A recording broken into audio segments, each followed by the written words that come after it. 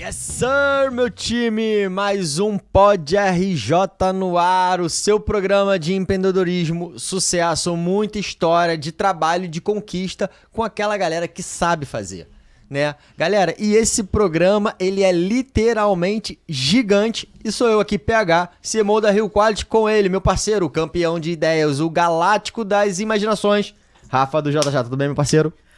Fala, meu parceiro, mais um episódio aqui pra conta. Vamos que vamos. E esse tem um sabor especial, eu vou explicar por quê. Mas antes disso, queria falar que esse Pod RJ é um oferecimento da Rio Quality e do JJ, uma iniciativa para ajudar você, dono de restaurante, a adquirir conhecimento, né, a entender o que os grandes players estão fazendo no mercado, né, as pessoas que tiveram sucesso.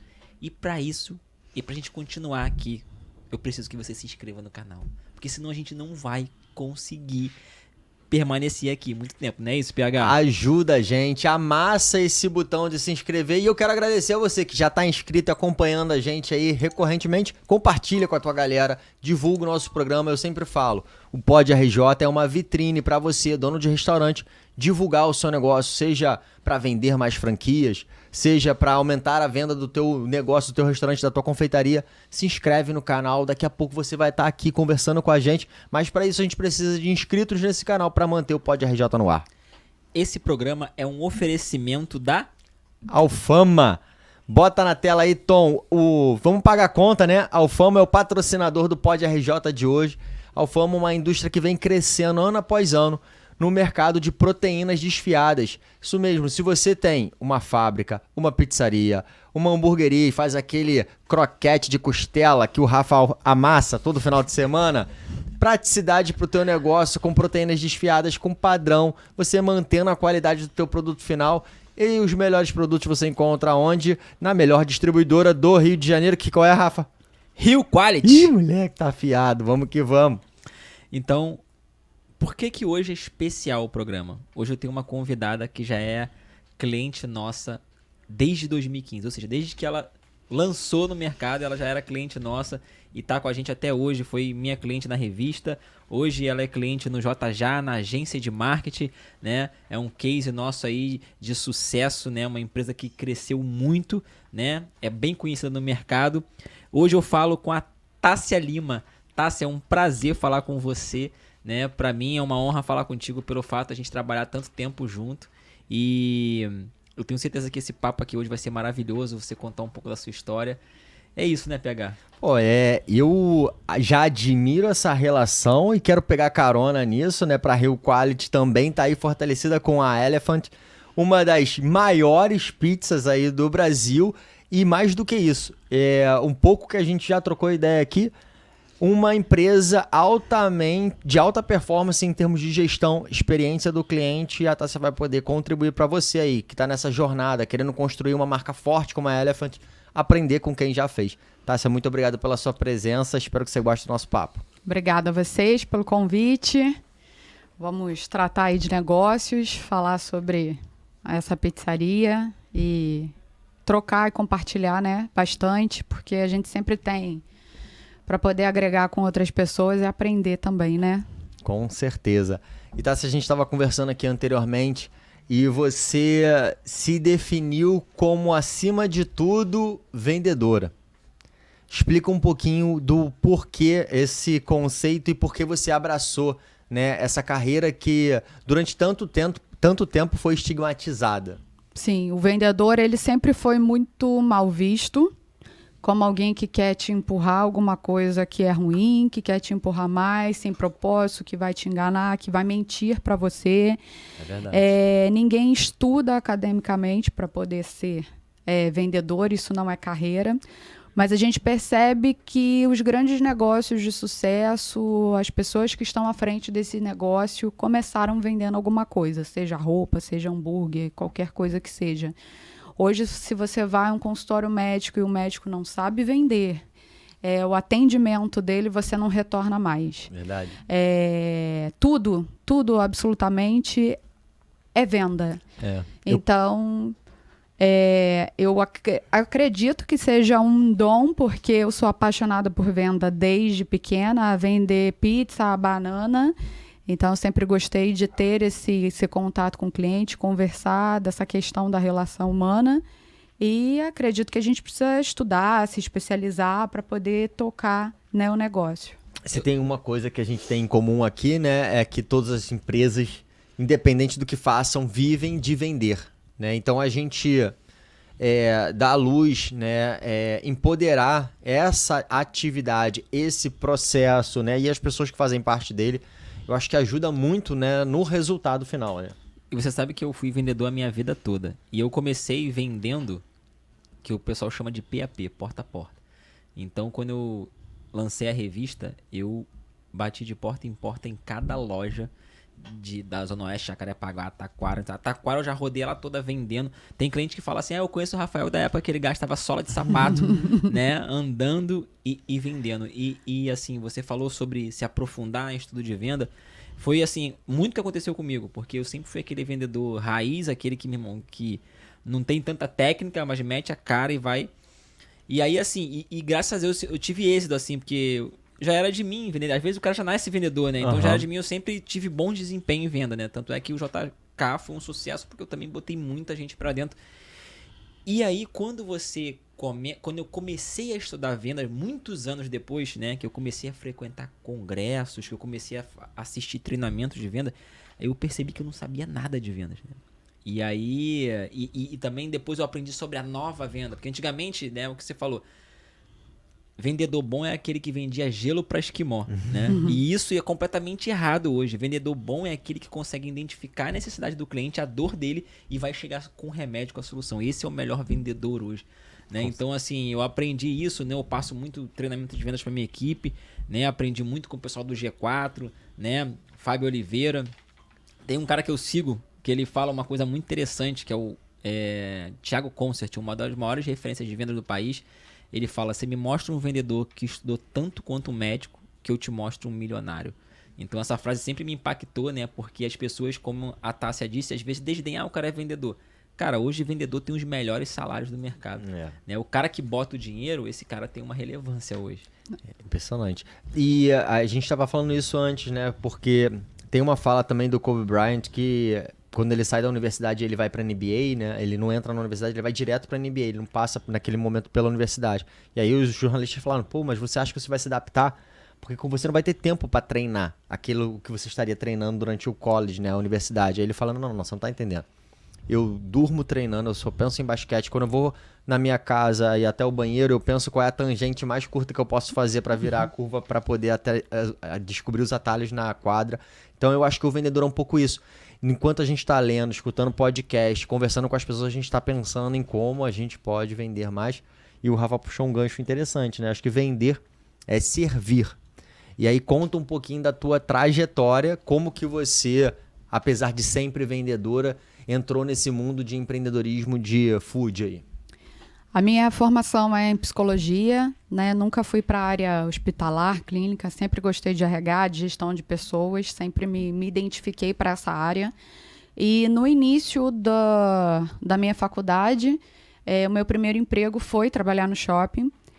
E rápido eu entendi sobre a fidelização de cliente, porque a loja que eu trabalhava, eu consegui fazer meu caderninho, consegui me organizar de maneira a entender quais eram as clientes que eu atendia, quem tinha o melhor poder de compra.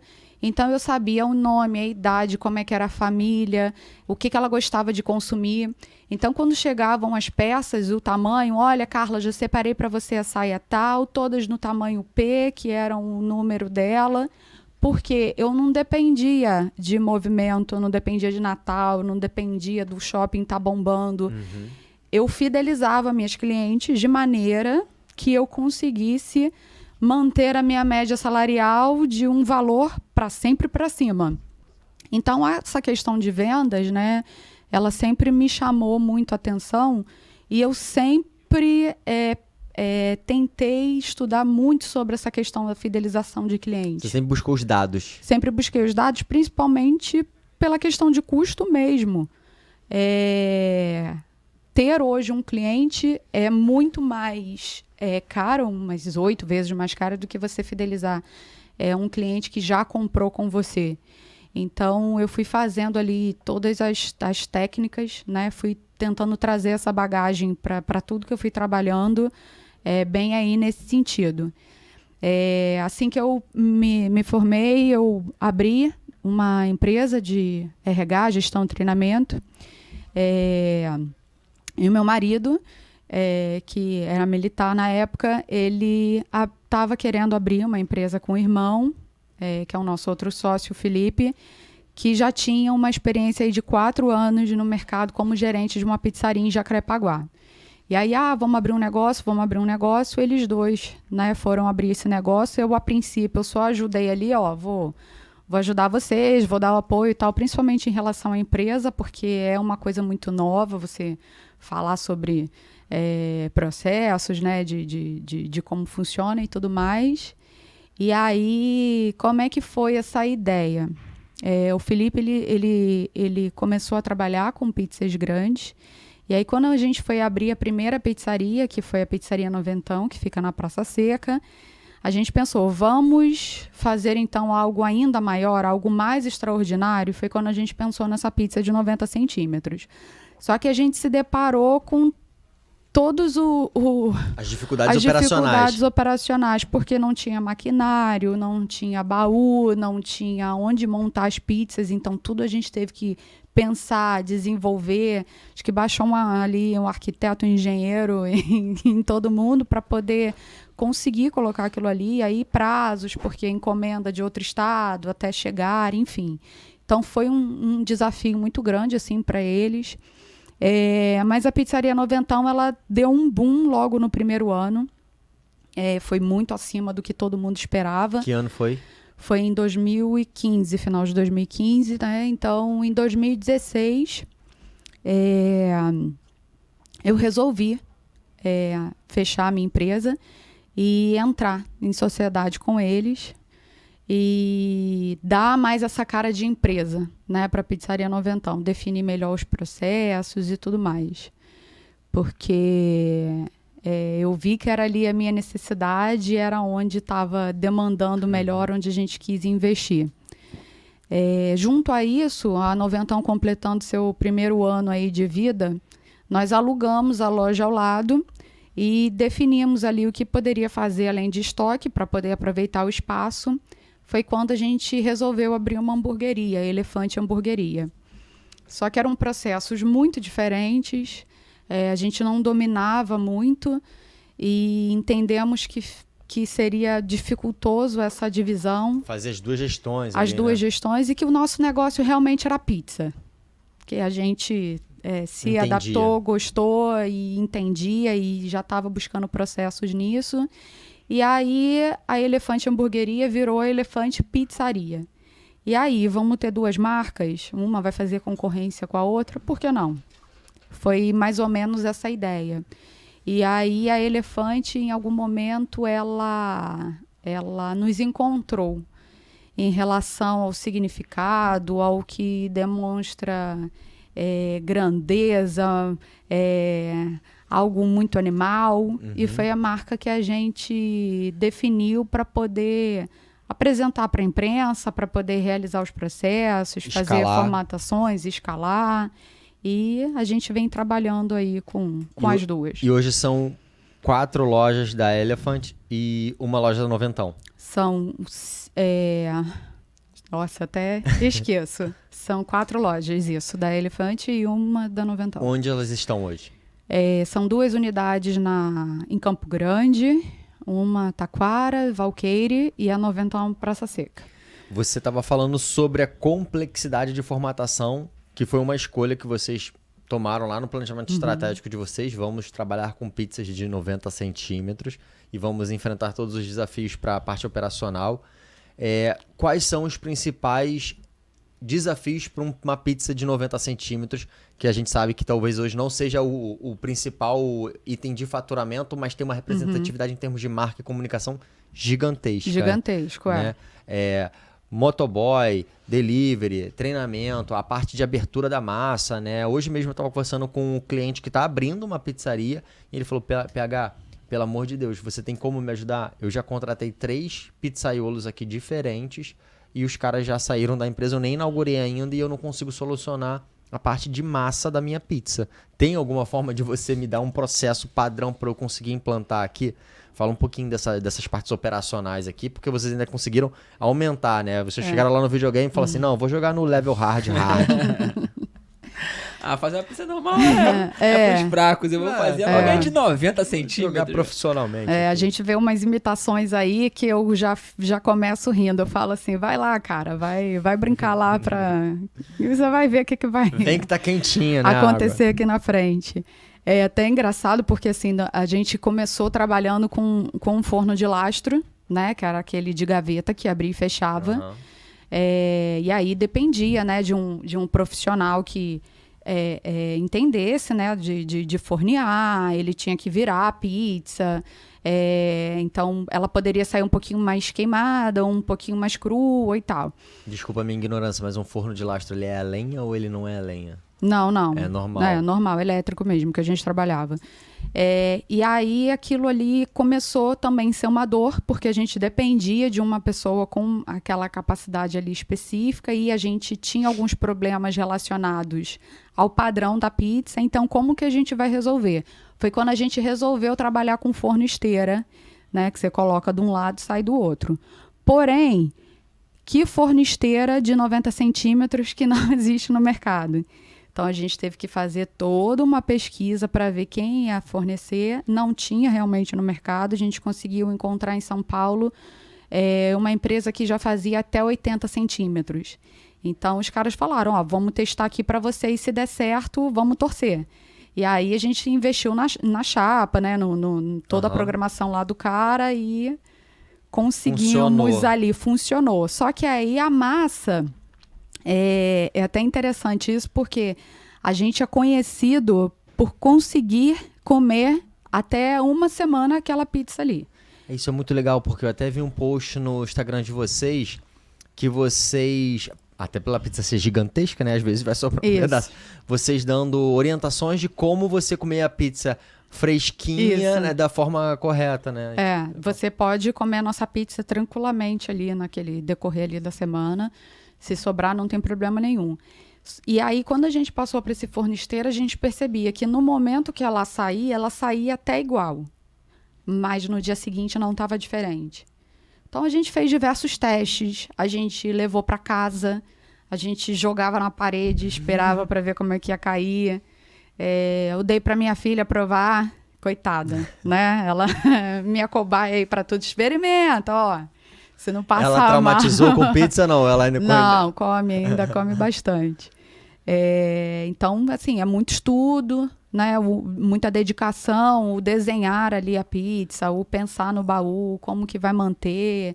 A gente está sempre indo atrás de inovação para poder trazer qualidade. Automatizar processos. Automatizar processos, né? E com certeza as coisas não acontecem do dia para a noite. E a parte do delivery, como que é o baú da moto? Acho que tem uma coisa que vocês desenvolveram também sob medida para vocês. A gente desenvolveu o baú, né? Onde fica ali para poder manter aquecida. Por quê? Pegar a nossa proposta nunca foi fazer a maior pizza do Brasil. Não tem nem como a gente se intitular dessa maneira, até porque qualquer pessoa hoje qualquer pessoa não, né? Assim, qualquer empresa que, vou fazer um desafio, faz uma pizza maior.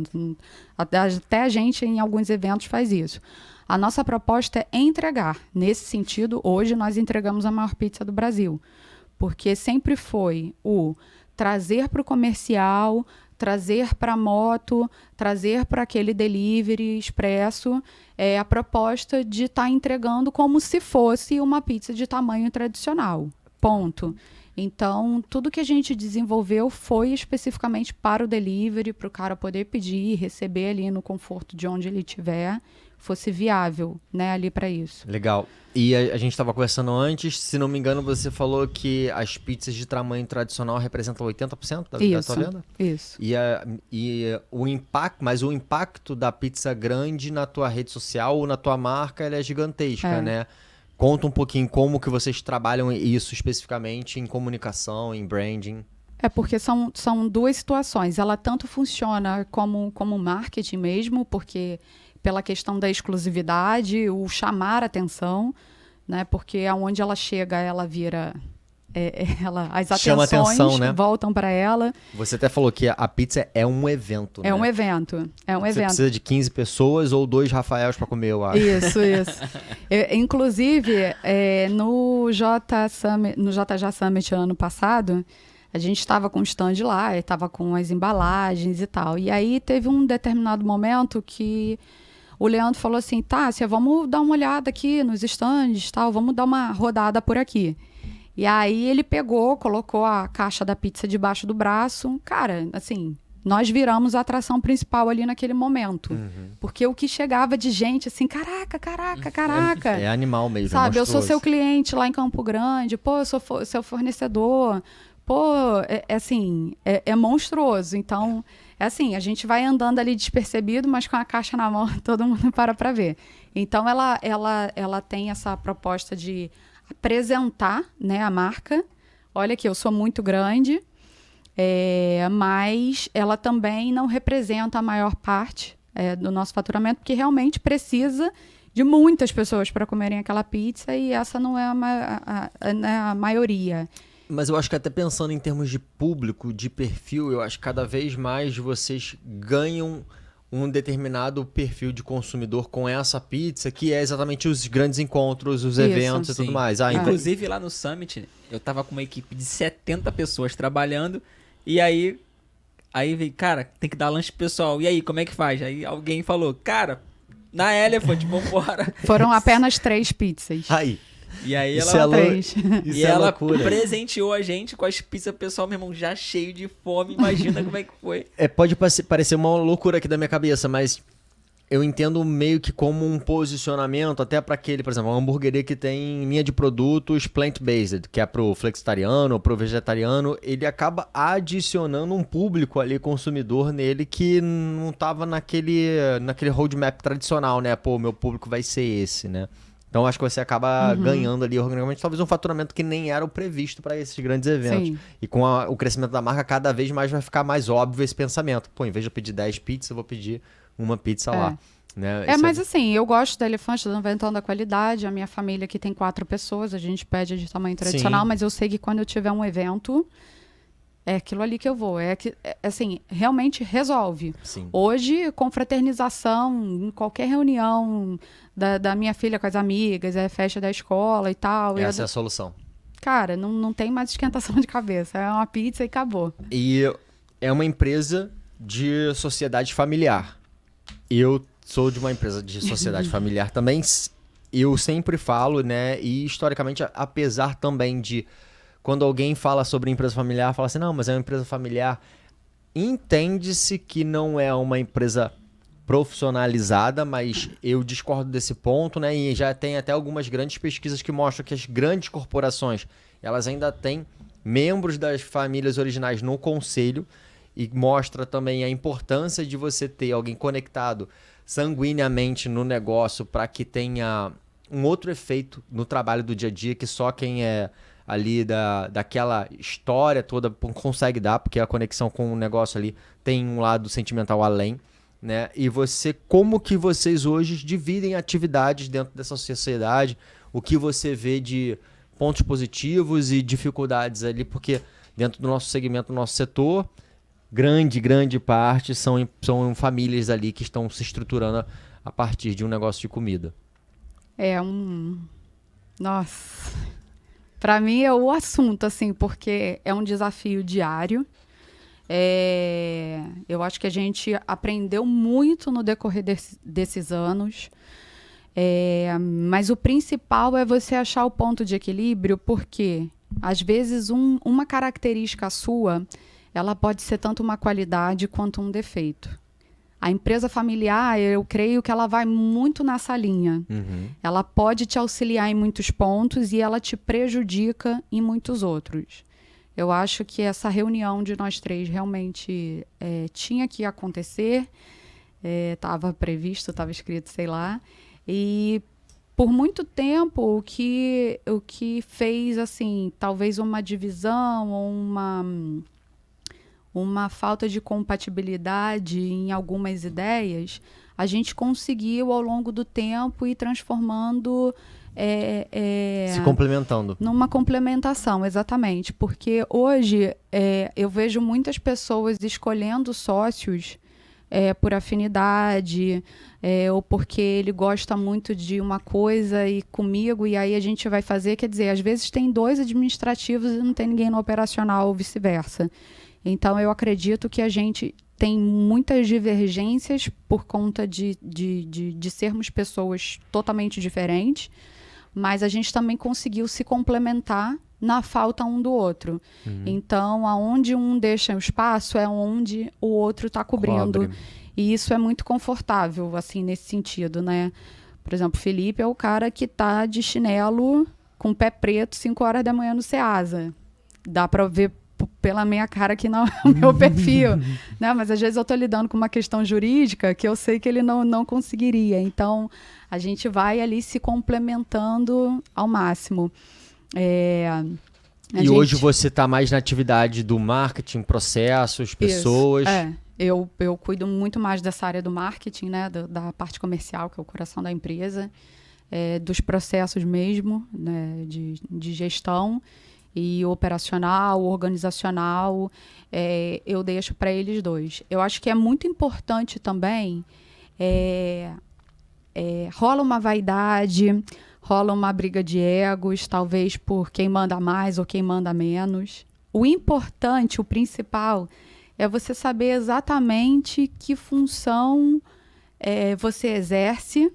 E a questão até de autonomia, até onde você pode ir ou não. Eu acho que foi um desafio muito grande para mim, porque o Leandro é meu marido. Então, na nossa casa, a hierarquia ela funciona de uma maneira, onde eu vou dar a palavra final, onde eu vou definir isso, onde eu que administro a casa, mas na empresa... Tem coisas que ele que vai administrar pela função que ele exerce ali dentro. Sim. Então, eu não posso misturar as coisas, porque uma hierarquia não necessariamente vai ser igual à da outra. Sim. O que foi principal para a gente definir foi: a nossa empresa é o nosso filho. Não importa se a gente está brigado, se a gente está de mal, se a gente vai separar. O nosso filho ele precisa estar bem vestido, alimentado, feliz, saudável. E é isso. Cuidar da empresa, que é o nosso filho, e como a gente lida com isso, a gente vai aprendendo, é um desafio, mas vamos transformar isso em algo positivo. A minha experiência na empresa familiar, eu acho que a gente precisa compreender que ninguém vai conhecer tudo de todos os departamentos ao ponto de conseguir tomar a melhor decisão para todos os departamentos, e eu acho que aí talvez seja esse grande momento em que você cita, né, que departamentos em que você tem total conhecimento, você vai ter autonomia total. Em departamentos que ele tem total conhecimento, ele vai ter a maior autonomia, e a gente tem que saber conversar sobre isso, porque no final todo mundo quer a mesma coisa. Né? Eu acho que não é nem uma questão de vaidade, mas é uma questão de excesso de cuidado tão grande que você fala, cara... Eu não tô tão de acordo com essa decisão e eu não sei se vai ser o melhor para esse meu filho aqui, elefante gigante. Então, assim, é esse cuidado que dá, às vezes, uma ansiedade de falar assim, caraca, putz, eu acho que teria que ir por outro caminho, mas é um aprendizado constante a gente saber ceder, né? E também você acaba exigindo mais daquela pessoa que é teu familiar, né? Ah, com certeza. Então, assim, eu sei porque eu vivi isso também na empresa. Quando eu comecei a trabalhar, meu irmão trabalhava comigo, né? Meu irmão era meu vendedor. E aí ele trazia tudo errado, né? Porque ele era moleque novão, né? Ele já era bom vendedor, ele aprendeu, né? Modéstia à parte, aprendeu comigo. E aí ele já vendia bastante, só que, meu irmão, quando ele trazia o contrato, não trazia o dinheiro, quando trazia o dinheiro, trazia o contrato. E aí eu irmão mais velho, né? Então eu era pesado em cobrar dele. Então era, porra, que negócio, irmão enérgico ali com o meu irmão. O feedback não era técnico. eu não faria isso com outro vendedor normal, Aham. mas por ele ser meu irmão, tu cobra mais, né? É, Até que um complicado. ponto que minha mãe chegou e falou assim, não, vocês discutem muito trabalhando, melhor o Guilherme vir trabalhar comigo aqui, a mãe pega mais leve e tal. E aí meu irmão foi trabalhar com a minha mãe. E aí deu super certo e tal. Mas enfim, assim, tem muito desafio, né? Quando eu vejo irmãos trabalhando, marido e mulher, então pai e filho, então sempre rola estresse porque a cobrança já é diferente. Né? Não sei se lá acontece isso, né? A cobrança é diferente. Eu lembro até uma situação em que o Felipe estava assim um pouco insatisfeito e tal, e aí ele meio que falou assim, mas tá bom, porque é meio que só voto vencido, tal, tipo 3-1, em casos de votação. E eu lembro que eu falei para ele, cara, não se trata de votação, porque a sociedade ela é um casamento. Cara, se o outro estiver infeliz do meu lado, o que importa a votação se você não está satisfeito com como está caminhando aquilo ali ou com aquela escolha? Então, eu acho que é isso. A gente tem que buscar uma satisfação pessoal, estar feliz com o que está fazendo e achar ali um meio termo de, como eu disse, virar aquilo ali a favor. Se o ponto positivo é a gente se complementar, por que a gente vai ficar brigando aí pelas divergências, né? E se apoiar mesmo na qualidade do outro no setor que você não domina. A gente até brinca e chama o Leandro de sócio-chefe, porque o Felipe, a gente tem um perfil muito mais explosivo de brigar, e o Leandro, vamos... É bom ter alguém que te Ameniza puxe ali, pro né? raciocínio, senão E eu fica acredito tudo que- muito aflorado de um lado e falta do outro. Que o relacionamento de família, ele acaba no final dando certo, porque diferente de uma sociedade comum, se você pega um cara que é teu amigo, ou então um desconhecido para ser um sócio, e aí quando tem a primeira pancadaria, Já é definitiva, né? ali já acaba ali. Quando conhece, não. Um xinga o outro, daqui a pouco tá tudo bem, estão se falando, então... E aí, você, com o tempo ou não, você vai adquirindo certa maturidade. É isso aí, maturidade. E aí você vai evoluindo, aí você já vai mudando a maneira de falar, aí você já vai entendendo qual é o papel de cada um, e aí isso vai melhorando ao longo do tempo. E que não acontece numa coisa familiar, meu irmão. Tu tiver uma pancadaria, o negócio já fica esquisito. Se tiver a segunda, meu, já é aqui da minha parte, vai pra lá, tu vai pra cá. Fica mais difícil deixar de ser parente, né? Deixar de ser família, aí tu fala, pô, eu tenho que fazer dar certo isso aqui, porque uma coisa impacta na outra, né? Eu já vi, assim, por exemplo, até pessoas questionarem assim, mas só você fala, eles não ficam com ciúme. Não, foi É um papel, né? É um papel, Uma Tássia. atividade é sua, né? A gente não gosta de aparecer, o outro acha que fala mal. Vai lá, você é a parte de comunicação. Então, é saber que é o seu papel. Sim. Tá todo mundo ganhando junto, cara. Se você tá ganhando ali, eu também tô ganhando e a gente tá feliz com todo, né? Isso é complicado. Outro dia veio uma pessoa aqui, né? Eu falei com ela, cara, pô, tu tem que aparecer, tem que botar a cara. Aí ele, cara, não posso fazer isso. Se eu botar isso, aí desperta uma coisa que não é legal entre os sócios e não sei aonde, enfim. Ou seja, tem aquele negócio de ego que o cara, pô, tá aparecendo mais que eu, pô, também sou dono, enfim. Não dá. É complicado, assim, né? E hoje em dia, isso ajuda muito o posicionamento da marca quando você tem uma humanização, uma identificação de um perfil que várias pessoas se identificam com aquele perfil, né? A gente estava até conversando sobre a importância de trazer cada vez mais luz da mulher, né, empreendedora, né, num país de cultura e de herança muito machista que a gente vive, e o quanto a gente vê nesse mercado mulheres ali se desdobrando entre inúmeras atividades para conseguir fazer a coisa acontecer. E eu acho que hoje você até mesmo trouxe uma coisa legal, que quantas vezes vocês estão conversando com algum cliente em rede social e esse cliente imagina que quem está respondendo lá às vezes é um homem, né? E hoje eu acho que você vem ocupando um espaço muito importante dentro desse movimento, né? Fala um pouquinho pra gente sobre isso. Além da questão da comunicação, porque eu gosto mais de falar e, enfim, me comunico aí melhor, eu acho que as pessoas também foram gostando que eu fosse falando sobre o assunto, porque é muito pontual nesse mundo food, né, e alimentação, que as mulheres não estejam à frente do negócio. Então, Hoje, a nível Brasil mesmo, as mulheres não chegam a 18% aí em cargos de chefia, né, de grandes empresas. E no mundo de food, passa aí 18%, 19%. Então, é muito difícil. Talvez estigmatizado essa questão da alimentação, que realmente seja algo mais para homens. Até para pizzaiolo, ajudante de pizzaiolo, é difícil. As mulheres, elas são ensinadas a cozinhar, Sim. mas elas não são pizzaiolas. Sabe uma coisa que é complexa, assim, não quero trazer nenhuma polêmica, porque, enfim, eu não tenho, talvez, bagagem suficiente para falar disso, mas existe um contexto, né, no Brasil especificamente, que a mulher ela já nasce pensando que existem algumas limitações em termos de carreira e comportamento, né? E talvez não seja o automático da mulher pensar que ela pode ser médica, e sim que ela vai ser enfermeira. Por exemplo, a gente teve exemplos dentro da própria Rio Quality de público feminino perguntando se poderia ser motorista de caminhão, que grande parte é homem. Então, assim, é uma coisa que é uma herança ruim que a gente precisa trabalhar no sentido de falar assim, não existe limitações, assim, é uma coisa que a sociedade tem que cada vez mais motivar para que a coisa aconteça, né? Eu acho que é um pouquinho disso que você está falando, né? A minha gerente geral da rede, a mulher, é importante trazer isso, porque a mulher ela tem realmente essa bagagem dos filhos. Ela não vem perdendo função, ela só vem acumulando. Ela vem acumulando função.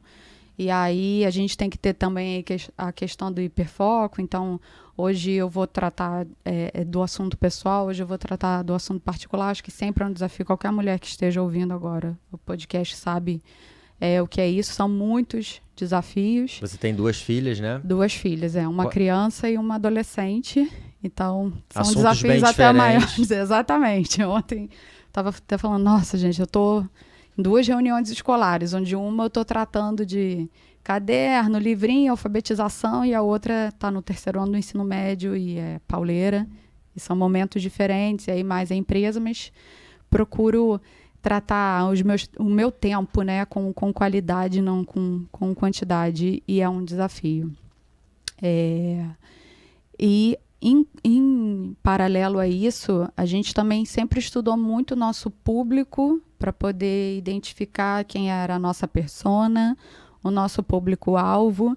E apesar de muitos homens, né, entrarem em contato e terem cadastro e tudo mais, a gente percebeu que sempre a média foi de 68% a 70% o cadastro feminino e o restante masculino. Por quê? Porque as mulheres ainda decidem o que vão comer em casa, o que a família vai comer em casa naquele dia. Isso a gente acaba olhando assim muito para si e pensa, bom, eu como consumidora, né, por que eu pediria um lanche? É porque eu decido. Então, eu tenho que falar com o público que está ali no Instagram, que está ali no Facebook, que está me vendo e vai mostrar para a mãe para poder pedir mais tarde. E eu tenho que me comunicar também com essa mãe, que é a pessoa que está pedindo. Então, a gente tem que se comunicar com todo mundo, mas conhecer de maneira mais fiel possível para a gente saber como comunicar. E aí você está me falando que a importância do cadastro que vocês têm te mostra quem é o decisor na grande parte do tempo, né? E a Carolzinha trouxe até um dado pra gente aqui que no Instagram do Pod RJ, 59,4% são mulheres. Então a mulherada aqui fortalecendo o Instagram da Rio Quality. Vem também pro YouTube, mulherada. Se inscreve lá no canal, ajuda a gente. E é importante isso, né? Porque vocês entendem quem é o público, conseguem trabalhar principalmente recorrência com um posicionamento de texto, de comunicação adequado a isso, né? E como que vocês obtêm dados? Quais são as ferramentas? E aqui já levantando uma bola do JJ, porque eu acho que como Rio Quality, um distribuidor de produtos, o que eu mais quero é o fortalecimento desse restaurante por anos e anos no mercado. Eu vivo disso. E a gente tem uma percepção que é mais estrategicamente frágil. O restaurante está dependendo de uma plataforma que às vezes não é dele, que talvez não traz dados para ele. Fala um pouquinho sobre como vocês trabalham dados lá dentro. Eu creio que quem tem só uma coisa não tem nada, no sentido de estar dependendo especificamente de uma pessoa, de um processo, de uma outra empresa para que você consiga funcionar. Então, se eu tenho uma recorrência, por exemplo, de queda de luz, eu vou trabalhar com gerador. Se eu tenho uma recorrência de sistema de internet, eu vou trabalhar com 2 internets. Enfim, a gente vai buscando isso. Hoje o iFood ele é muito mal falado pelos empresários. Existe uma briga, uma luta. Eu aprendi nesse meio tempo que não dá para você lutar contra. Você tem que utilizar a favor. Mas você não pode depender daquele canal. Você tem que ter o seu outro canal para você trabalhar ali paralelo. E qual é a importância hoje de você conhecer o seu cliente? Ter um cliente novo é muito mais caro do que você fidelizar o que já existe. Então, a gente tem diversos canais de venda onde eu permito que ele escolha qual é o melhor meio para ele fazer o pedido dele, porque se ele quer pedir pelo telefone, se ele quer pedir pelo WhatsApp, se ele quer pedir pelo sistema próprio. E a gente consegue também definir exatamente como é essa pessoa. Eu comentei aqui com o Rafael que a gente conseguiu buscar um banco de dados aí junto ao JJ. Eu tenho um cliente que pediu 179 vezes nos últimos 2 anos. Meu Deus do assim, céu. o cara é o embaixador da minha marca. Ele ama a minha pizza. Você conhece o cliente pelo nome, você sabe quando ele faz Pelo aniversário, nome, sabe se ele então, tem A família. gente vai trazer esse cara aqui no Exatamente. podcast, né? Pô, eu tô muito curioso pra saber qual é a rotina fitness desse cara. Não, e esse cara, você conversar com ele, ele vai ser riquíssimo em informações pra te falar assim, cara, por que tu gosta tanto da minha pizza? O que te faz pedir Isso aí. várias vezes? Sabe? Isso aí certamente vai alimentar. Ele faz mídia espontânea também? Faz.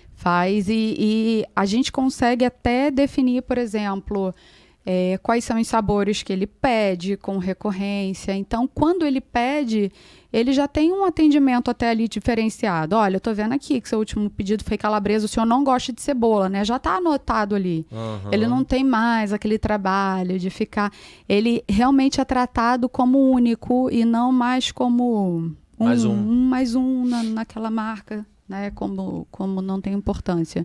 Então, fazer todo um trabalho de remarketing, de você dar um cupom para ele no dia do aniversário dele, no mês do aniversário, enfim. Qual é o percentual de recorrência de compra de vocês?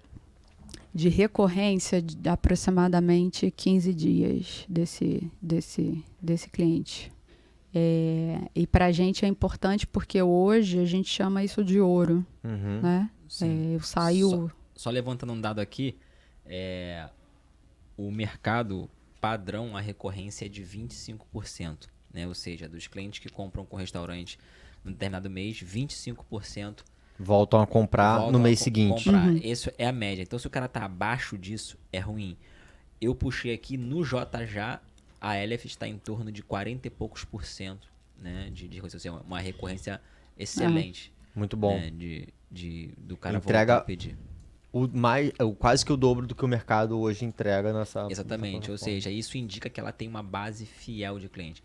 Ou seja, isso indica que ela hoje não depende do iFood para sobreviver. É lógico, se o iFood vier fechar as portas, ela vai ter um tempo para os clientes Fazerem essa migração. fazer a migração, só que ela não depende. Hoje tem cliente que se o iFood fechar, ele quebra. Exato. Né? Isso é muito ruim, né? Eu não tô aqui para falar que as pessoas não têm que trabalhar com o iFood. Ó, tem que trabalhar com o iFood. O iFood hoje é uma ferramenta necessária, é uma ferramenta boa, mas você tem que saber o jogo que você tá jogando. Eu acho que a questão é você tem que criar a sua própria audiência, né? A gente tem que conseguir ser capaz de gerar a nossa audiência, né? O nosso tráfego de cliente e não ficar dependendo simplesmente de iniciativas do outro. Ah, o outro permite que eu esteja também na plataforma dele e vai me trazer clientes adicionais? Beleza, vamos lá e vamos tentar navegar, mas largar a mão da tua ferramenta de um canal de vendas teu, né, para depender do outro, é como você falou, né? Quem tem um não tem nada. Outra coisa que a gente passou a fazer também, que teve um resultado muito bom, foi esse pós-venda. Porque hoje ainda tem muita empresa que eu brinco assim, que fica ali correndo atrás do rabo. Então, você faz todo um planejamento de marketing, você paga um tráfego, você investe, você faz uma publicação, um designer tal, você conseguiu fazer aquela compra E aí, às vezes, o entregador chegou lá com a pizza embolada. Você nem soube, você não A pizza fez embolada, um pedido... ela enrola dentro da caixa? Você não deu um pedido de desculpa, você não ligou para saber o que aconteceu. E é onde justamente esse cliente ele se sente mais um. Se eu comprar aqui ou não, não faz a menor diferença. A gente viu na pandemia muitos restaurantes serem salvos por aquelas pessoas que não, eu vou pedir ali, que é ali no meu bairro, que é a galera ali que está trabalhando, vou fortalecer essa região. Houve uma conscientização do cliente devido a essa nova geração, que é o que a minha filha de 17 anos me ensina muito, de se você faz uma pizza boa, mas você... escraviza, trata mal o funcionário, trata mal o funcionário, eu não vou comprar de você. Se você tem um bom produto, mas você utiliza isso ou aquilo, eu não vou comprar de você. Se você é racista, se você é preconceituoso, isso tem muito relevância hoje e é muito importante, óbvio. Isso é importante para toda uma sociedade que vem mudando a forma com qual ela compra. Então, ter uma pessoa também do outro lado se preocupando com esse pós-venda, se você foi bem atendido, se você recebeu o que você esperava, como que foi. Tem uma coisa que é muito importante que eu vim pensando um tempo, que é a seguinte: a nossa pizza de 70 e de 90 necessariamente é para alguma confraternização. Sim. Dificilmente você vai achar uma família com 10, 15 pessoas. Né? Então, geralmente, ela está fazendo parte de um evento. Se você proporciona uma boa experiência, você gerou uma memória afetiva naquele cliente. Com certeza. Então, quando eu batizei o meu filho e eu pedi uma pizza, foi aquela pizza ali. Quando eu terminei meu ensino médio e eu pedi, tá na lembrança. Isso é perfeito que você falou, porque dentro do nosso go-to-market, né, lá na Rio Quality, sempre que a gente está falando com os nossos vendedores, a gente sempre fala isso. A gente não está vendendo um balde de Nutella para o cliente. A gente não está vendendo um saco de farinha para o cliente. A gente está vendendo, a gente está entregando mais tempo para ele conseguir focar no negócio dele. Para ele não precisar correr lá no supermercado e comprar, para ele não perder esse tempo, para ele conseguir ter otimização nisso. É isso que ele espera quando ele compra de uma empresa como a nossa. E tempo é dinheiro. E vocês a mesma coisa, né? Eu acho que o mundo de alimentação é essa. A gente teve num evento recentemente de confeitaria e doceria, onde eu falei isso. Quando alguém compra um bolo, compra um doce, ele está esperando o quê? Eternizar aquele momento de celebração com aquela pessoa. E aquilo que você tem que entregar, né? Então, assim... hoje a gente consegue traduzir isso muito num pensamento, por exemplo, de copyright, né? De como fazer uma escrita, uma mensagem, um texto perfeito, no sentido de conseguir trazer os gatilhos mentais para quem está lendo a nossa mensagem e fazer com que ele se relacione com a nossa empresa, né? E eu acho que tudo isso que você está falando vai nesse sentido. Inclusive essa parte de... O que há 2 anos atrás se falava muito na Califórnia chamava de cozinha ética. No sentido de você saber toda a procedência da cadeia daqueles alimentos, se são de empresas, de indústrias que fazem bem a natureza, que ninguém está explorando mão de obra, que ninguém está se comportando de uma forma muito ruim, até o comportamento daquela pizzaria, daquele restaurante com os colaboradores, com os clientes, né? Tudo isso faz parte da comunicação do branding hoje em dia, né? Sim. Falar em brand, Tassi, assim, a pizzaria Elephant, né? Ela tem uma marca muito consolidada, né? Isso a gente já viu na televisão, né? O tempo todo nas redes sociais e é lógico, o tamanho da pizza impacta e gera um marketing orgânico para você, ou seja, aquele que não é pago. Eu queria te perguntar se isso foi premeditado quando você lançou a pizzaria, né? Ou não, foi uma coisa que aconteceu natural e você surfou a onda ali do... Foi totalmente natural. Óbvio que a gente já sabia que ela geraria burburinho por conta do tamanho e tal, mas quando você começa ali engateando, eu acho que você nunca imagina, por mais que você faça um planejamento, você não imagina que as coisas aconteçam da maneira que acontecem e tal. Sempre nos surpreende. A primeira vez que a gente teve assim, uma visibilidade foi um grupo que pediu para uma gravação e aí falou que era para um clipe da Ludmilla e tal. E aí a gente ficou com aquilo, nossa, será que é mesmo? Vamos perguntar se eles querem que escreva o nome e tal. E a gente desenhou um nome, saiu em vários veículos de comunicação, Ludmilla segurou a pizza e tal. E marcou a gente, assim, não cobrou nada por isso e nada, foi 100% orgânico. E aí, de lá para cá, a gente começou a entender a importância, essa questão da curiosidade das pessoas e como a gente poderia trabalhar isso. E aí, a gente começou a fazer parceria com diversas empresas para estar posicionado em determinados lugares. E no ano passado, no dia da pizza, dia 10 de julho, que é o nosso Natal, é o dia...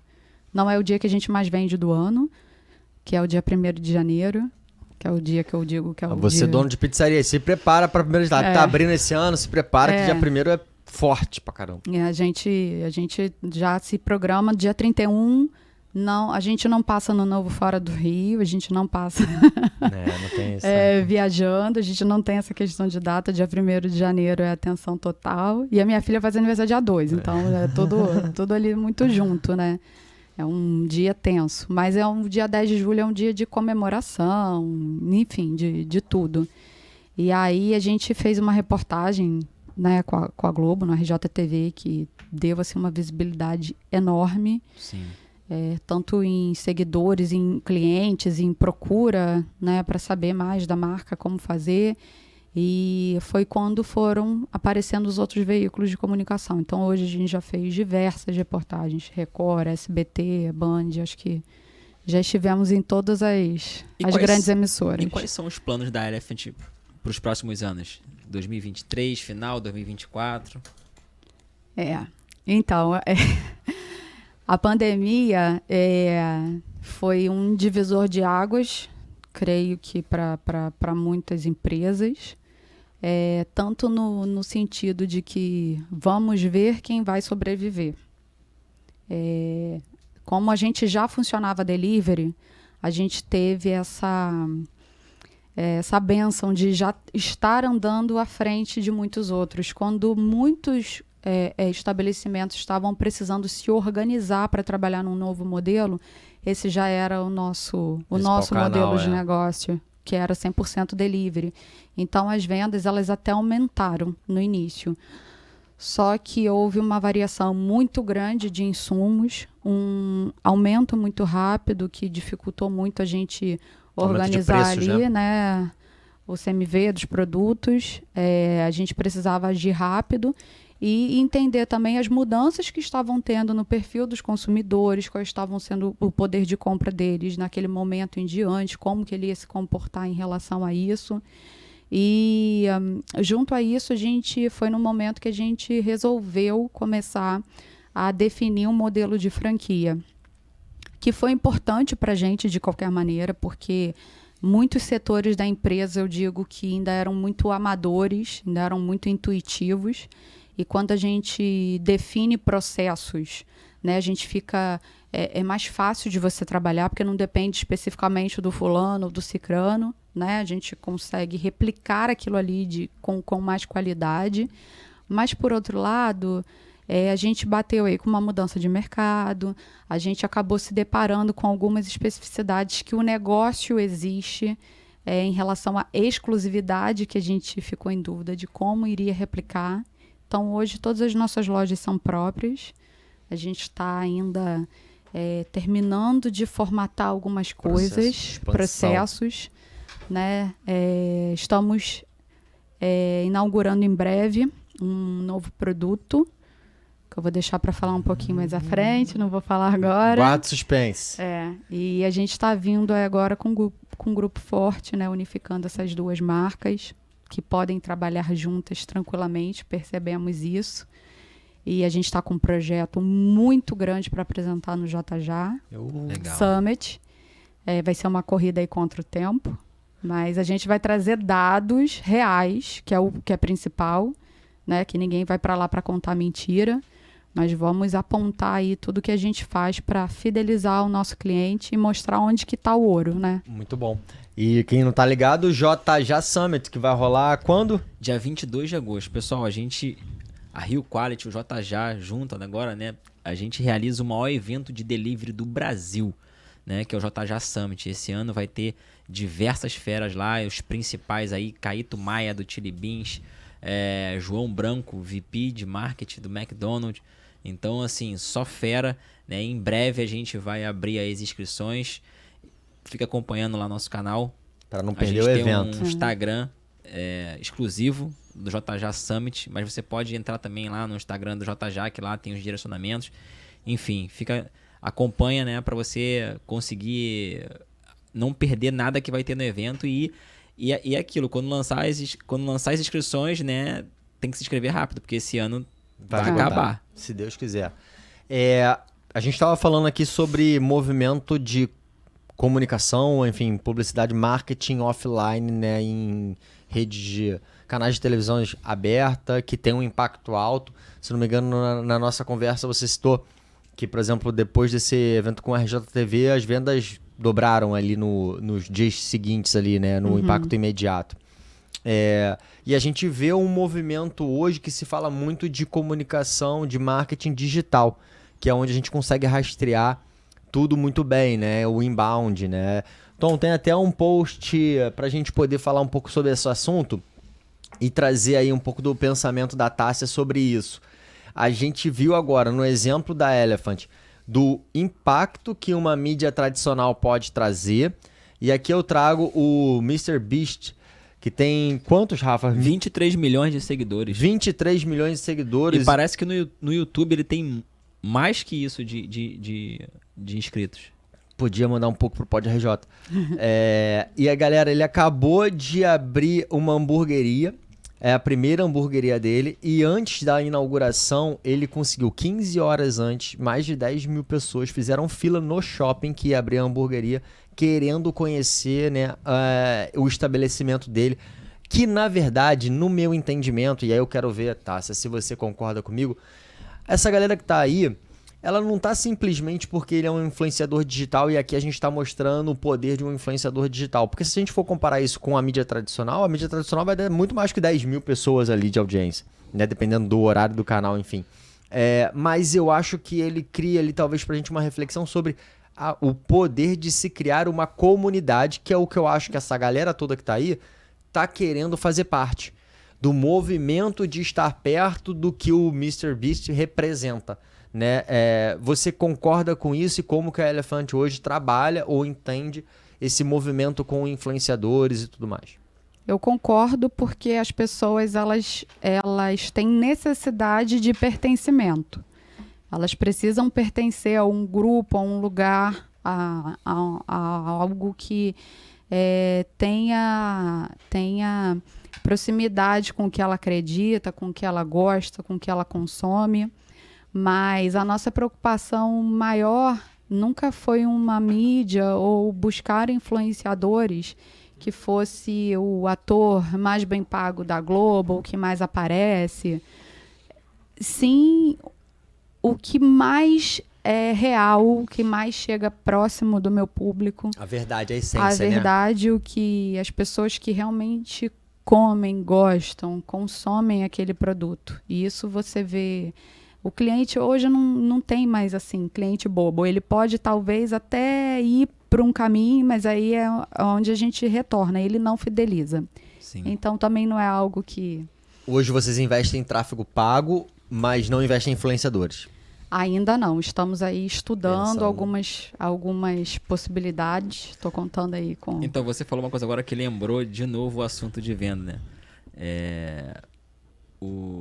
A gente tava falando do Thiago Consert, né? Ele fala um pouco sobre isso, né? Que ele tem uma frase, deixa eu ver se eu consigo me lembrar. Caramba, veio na minha cabeça agora, eu esqueci. Desculpa, depois eu lembro. Mas a gente tá falando de... Vocês estão estudando o movimento de investir em influenciadores, mas uma coisa que vocês investem muito é esse relacionamento com o cliente. Uhum. Isso se dá aí através desse teu pós-venda, onde você falou que faz muita pesquisa, tanto de avaliações positivas quanto de negativas. Existe um processo para você conseguir mapear isso e já deu para perceber que a Elefante, através de você, é muito preocupado com informação, no sentido de trazer informação para promover venda, né? E a gente também viu, tem um outro post aí, Tom, eu adoro falar com o Tom, que parece que eu tô falando com o Deus aqui do podcast, que ele coloca já alguma coisa na tela.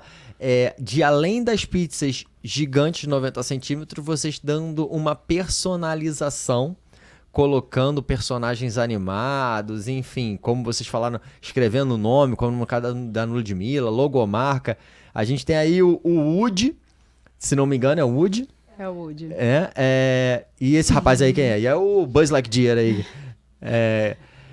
Vocês fazendo uma personalização ali para poder criar um evento ainda mais marcante na experiência daquele cliente. Como que vocês conseguem fazer isso numa operação já de alto volume?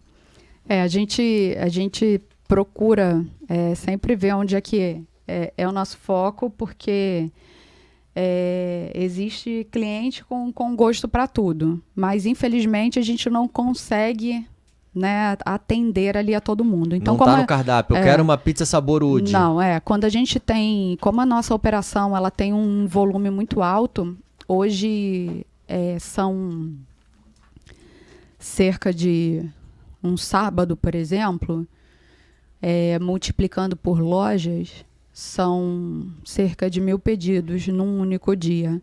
Então Quantas pessoas tem na equipe de uma loja? De uma loja, aproximadamente 50. 50 pessoas? Entre entregadores e tal. Caramba, muita gente. Eu lembro que na feira de franchise que teve a última aqui no Rio, eu encontrei com aquele rapaz do Forno e Lenha, que foi no Shark Tank e tal. Farrell. Aí ele falou comigo, ele falou, cara, eu passei em frente à pizzaria de vocês lá em Campo Grande e eu nunca vi aquilo ali. Porque são 25 motoboys parados na loja. Caraca, num sábado, mano. em uma loja, né? Eu já fiquei sabendo que a loja lá, no início, eu acho, causava congestionamento lá em Campo Grande. No né? viaduto. No viaduto. Agora dá para entender um pouco melhor por que você tá desenhando todos os processos para escalar. Porque uma unidade com 50 funcionários já é bastante processo. E aí tem que ser muito cronometrado. Um copia e cola aqui, porque é molhe massa, recheia, forneia, despacho. Então, essa personalização, na verdade, é da unidade da Taquara. A gente tem um cara lá muito bom, que é o Adailton, que é um artista mesmo. E aí a gente conseguiu fazer isso caso o cliente peça com antecedência. Por quê? Uma encomenda, né? Eles são feitos com corantes comestíveis, então a gente tem que ver a arte, tem que ver quais são as cores que vão levar ali naquela pizza. Às vezes ele estuda o desenho. Ele escolhe o sabor e o desenho ou não? Isso, dá para escolher o sabor e o desenho. Pô, é muito complexo isso. E aí a gente cria uma experiência... E aí você consegue fazer com logo de empresa, você consegue fazer com N desenhos. Sim, o JJ já fez aqui. Quando a gente fez 20 anos, né? A gente fez uma festa aqui e ela trouxe uma pizza Todos com a logo os do desafios JJ. que nós passamos para ele fez. Eu vou conectar dois assuntos aí nesse... Deixa eu só te falar, antes que eu esqueça de novo, que eu lembrei qual a frase Vai. do Thiago Conce. Brilha, moleque! Ele fala uma frase assim, ó, que o consumidor, ele tá muito mais preparado para comprar do que você para vender. Ou seja, pelo fato do consumidor hoje ter toda a internet, toda a informação, né, no colo Ele dele... já tomou todas as decisões Exatamente, antes. já pesquisou. Então não adianta aquele papinho de vendedor antes que inventava, que mentia, que o cara vai na internet, que o meu é mais barato, que é melhor, enfim. Então essa é uma grande verdade. Hoje, de fato, o consumidor está muito mais preparado para comprar do que o cara para vender. E a Tassi, ela falou nas nossas conversas aqui, ela trouxe um exemplo, né? Porque às vezes a gente quer trazer um processo tão complexo para venda, né? Mas o simples funciona ainda muito bem, né? Você citou um exemplo de um dia que tava uma fila gigante lá na tua loja, e aí você ficou perto do caixa e você experimentou uma pizza e falou, pô, faz uma pizza dessa, e você estava degustando a pizza na frente aí da galera. Todo mundo que passou no caixa também pediu o sabor do pizza que você queria, né? Que é uma coisa simples que pode ser replicada aí em diversas formas no restaurante. Teve alguém que veio aqui que contou isso, né? Que tava com a sobremesa, aí passou com a sobremesa no salão, aí teve 3 pedidos da sobremesa. Mostra ali, né? E já desperta interesse, né? A gente já faz isso o tempo todo, né? Fala assim pro garçom, pô, e aí, aquele bifão ali, qual é o bife aqui no negócio? Era aquele ali. Mas falando sobre a personalização, a gente já vem num movimento aí já de alguns anos da competição pela experiência. Como o Rafa acabou de trazer, o consumidor ele já está preparado para escolher o que vai fazer a diferença dele repetir a compra dele lá. Se a sua experiência foi melhor do que a outra, porque hoje tem um monte de pizzaria entregando um bom produto, Sim. né? Mas a sua experiência ali já traz algo de diferente.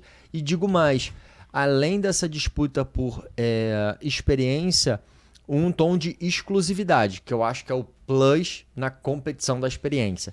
E eu confesso, eu não conheço nenhuma outra pizzaria que consegue fazer uma pizza gigante, onde você escolhe o sabor e você ainda pode criar uma decoração ali específica para isso. É esse o pensamento? É esse o pensamento. É uma experiência gastronômica exclusiva para marcar mesmo a memória. Diferenciando a tua marca de todas as outras. De todas as outras. Ô, Tássia, tem muita gente que tá começando nesse momento agora, né? Com um negócio, com pizzaria, com hamburgueria, né? E ele quer aprender para ele não errar. E eu queria te perguntar se você podia citar aqui 3 erros que você cometeu lá no início, né? 3 ou 2, tanto faz, que você não cometeria se você fosse abrir um novo negócio.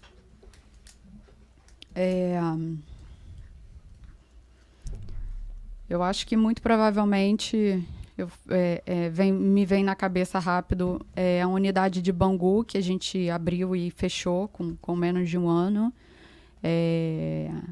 Foi uma experiência que eu acredito que ensinou muito os próximos caminhos que a gente ia dar, porque a gente foi, tá crescendo e aqui tem espaço, vamos, aqui também tem, vamos, aqui também tem, vamos. Chega uma hora que não tem mais como você se multiplicar em lojas próprias. Por uma questão óbvia, né? Moramos no Rio de Janeiro, engarrafamento, falta de luz, enchente, tiroteio.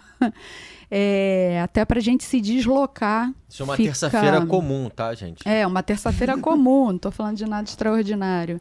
Fica muito difícil, né? E a gente percebeu que estava caindo a qualidade tanto do resultado final quanto a nossa qualidade até como pessoas também e tudo mais. Então foi meio que um pé na porta e a gente pensou, vamos formatar então um modelo, colocar os processos, vamos dar um passo atrás para a gente conseguir dar uns 3 à frente.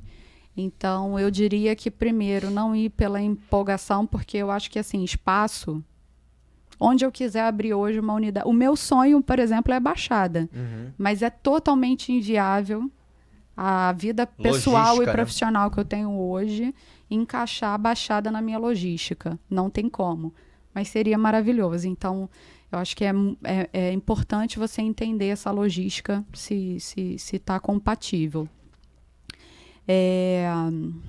A segunda situação, que a gente já até tratou, é em relação à empresa ser familiar. Então, hoje, eu acredito que a gente já tem uma maturidade para fazer a empresa andar com o que isso tem de positivo. Então, acho que a gente não erraria mais em situações pessoais para trazer para dentro... Definição de papéis, né? Definição de papéis, qual que é a hierarquia, o que você exerce ali, né? Não necessariamente você vai exercer num lugar o que você exerce no outro.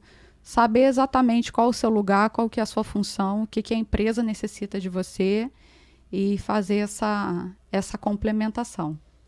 E eu acho que a terceira situação apesar da gente falar hoje muito de multicanais, de sistema, de tecnologia, continue investindo em pessoas. Eu acho que quando a gente vai deixando pessoas para trás e falando cada vez mais de, veio um programa novo, veio um canal novo, veio não sei o quê, eu tenho muita Praça Seca como referência, porque é a nossa primeira loja, são clientes muito fiéis e que ainda pedem muito pelo telefone.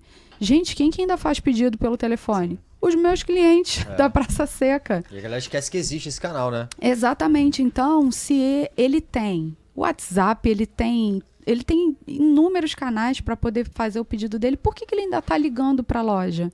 Porque ter um atendente que dê boa noite para ele, que conheça o perfil dele, que fale: oi, seu Geraldo, tudo bem? É aquela calabresa sem cebola que o senhor gosta, faz diferença. Muito. Então, assim, busque tecnologia, busque caminhar com o seu negócio, mas não esqueça que pessoas é o principal. Uma organização é feita de pessoas, Agora, né? vamos falar um pouco do inverso. Se você tivesse dado 2 dicas, né, foi coisas que você acertou, né, na trajetória da Elephant aí, que você daria para as pessoas acertarem também? A primeira, não deixar de estudar. Eu estudo diariamente, eu estudo de domingo a domingo. Legal. Todos os assuntos que eu vejo, eu tento trazer para o meu negócio, sobre mudanças na rede social, mudanças em plataforma, mudanças na economia do país, o que está acontecendo politicamente, o que está acontecendo no mundo que vai, né, trazer ali uma transformação. Então, é sempre importante a gente estudar, até porque as coisas acontecem hoje numa velocidade muito rápida. Se você não se informar, você acaba ficando para trás. E a outra situação que por missão, ali, objetivo mesmo, visão de negócio, nós não contratamos pessoas para cargo de supervisão e gerência. Nós formamos 100% das pessoas que trabalham com a gente. Você prepara para essa função. A gente entende que para você saber mandar, para você cobrar, você precisa saber fazer. Porque quando o cara, ele lidera pelo exemplo, né? acha que você não sabe, e você vai falar: mas fulano, esse tomate não pode estar assim. Quem é ele para me chamar a atenção, se ele nem sabe como é que faz isso? Então, o meu gerente hoje da loja, ele é um cara que começou lá no início. Que ele aprendeu a produzir o alimento, ele aprendeu a cortar, ele aprendeu a picar, ele aprendeu absolutamente todos os processos. Então, é mais difícil, sem dúvida nenhuma, é mais devagar, mas a gente cresce com mais qualidade, porque as pessoas realmente dominam o negócio. Muito bom. Pô, tô com uma fome aqui, PH. Rapaz, gigante, vou dizer. Será? Eu vou falar Eu tô de com um uma terceiro. fome Você aqui. pediu pra ela 2 acertos. Eu vou acrescentar um terceiro. Sabe qual é? O cupom de desconto que a Elefante vai proporcionar pra todo mundo que tá assistindo a gente aí. Maravilha. Galera, Aproveitem, gente. cupom de 15% de desconto, válido até o dia 17 de fevereiro. Cupom PODRJ em todos os canais aí de delivery da Elephant. A gente vai disponibilizar, né, essas informações lá no Instagram do PodRJ. Só você entrar lá que vai estar lá. Então, quer conhecer a Elefante agora de fato? Vai lá, garante o seu desconto e amassa a pizza. E depois comenta pra gente se você gostou mesmo, tanto quanto o papo com a Tássia. Vamos pros finalmente, meu parceiro? Vambora. Então, cadê... Eu tô com fome, vamos...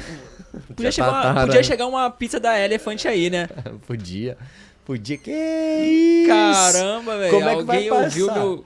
Tem que tomar cuidado agora nessa gravação aí pra ver se passa pela porta, meu parceiro. Olha só. Pra vocês terem ideia da dimensão, a Duda ela mede 2,15 metros e a Carol 2,30. Pra vocês terem uma ideia da proporção da pizza. Que isso? Caramba. Se você tava de dieta, pensando no CrossFit, chegou o momento de você ganhar mais motivação. Chegou na melhor hora. Olha isso, galera. Elephant. É literalmente animal, ó. Tcharam! Rafa, espero que você esteja com bastante fome. Caraca, mano. Olha isso. Já tem uma galera ali torcendo, né? Já vieram pelo cheirinho. Tem uma multidão ali do tamanho dessa pizza. Vamos amassar já já. Mas antes, pra gente encerrar, a gente sempre pede, solicita aqui, algo que você esteja consumindo, seja um livro, um filme, enfim, um vídeo de YouTube, que te impacta, que te motivou, que acha que é útil para quem está nos assistindo aí, para continuar nessa luta, porque é uma luta, né? É uma luta pelo nosso sonho, é uma luta pela nossa família e a gente precisa de conteúdo para conseguir a gente não se perder ao longo dessa jornada. Compartilha com a gente aí. Como a gente já falou aí de influenciadores, eu vou falar os meus influenciadores então do momento, né? Acho que existem diversas aí hoje, opção aí de séries, de livros e tudo mais. Hoje, por um acaso, o livro que eu tô lendo é o da Camila Farani, e é uma pessoa que eu acompanho bastante. E o Alfredo Soares, que estava no Summit, Sim, forte. que eu tietei, chorei, inclusive, quando eu abracei ele. E eu aprendo muito ali, porque acho que são duas pessoas hoje que passam passo a passo, falam muito sobre negociação, falam muito sobre venda, sobre a importância dos números, como fazer análise. Então, hoje são duas pessoas assim que eu sigo fielmente, que eu posso dizer que eu aprendo diariamente. Muito diariamente. O Alfredo vai estar no Summit também? Ou? Lógico, com certeza. Então, aí tá E ele deve garantido. vir novamente no podcast. Já veio uma vez esse ano. Que legal. Tá é programado fera. para vir novamente. É fera mesmo. Então, fechamos, meu parceiro. Tássia, muito obrigado pelo convite. Foi um prazer essa conversa aqui. Eu tenho certeza que essa conversa vai ajudar muito outros donos de restaurante, vai motivar, porque muita gente entender que não se começa grande, né? A gente começa pequeno e vai evoluindo, e que você passou todas as dificuldades que hoje eles estão passando e certamente eles vão vencer um dia como você venceu. Então, parabéns pela tua história e muito obrigado aí. A única coisa que começa grande é a pizza de 90 centímetros que a gente vai amassar. Agora, Tássia, eu quero também agradecer. É um privilégio poder te conhecer de perto e te dar aí toda a força para você não só continuar na construção dessa gigantesca empresa, mas para você abraçar cada vez mais essa causa de mulher, mãe, empreendedora, que a gente precisa de cada vez mais exemplos como esse para inspirar nós, que talvez não tenhamos tantas essa carga e essa herança para poder carregar, e você representa muita gente precisa dessa voz, então abraça e que seja tão grande essa tua jornada quanto é a pizza de 90 que o Rafa vai amassar. Obrigado, galera. Obrigada a vocês pelo convite, foi ótimo.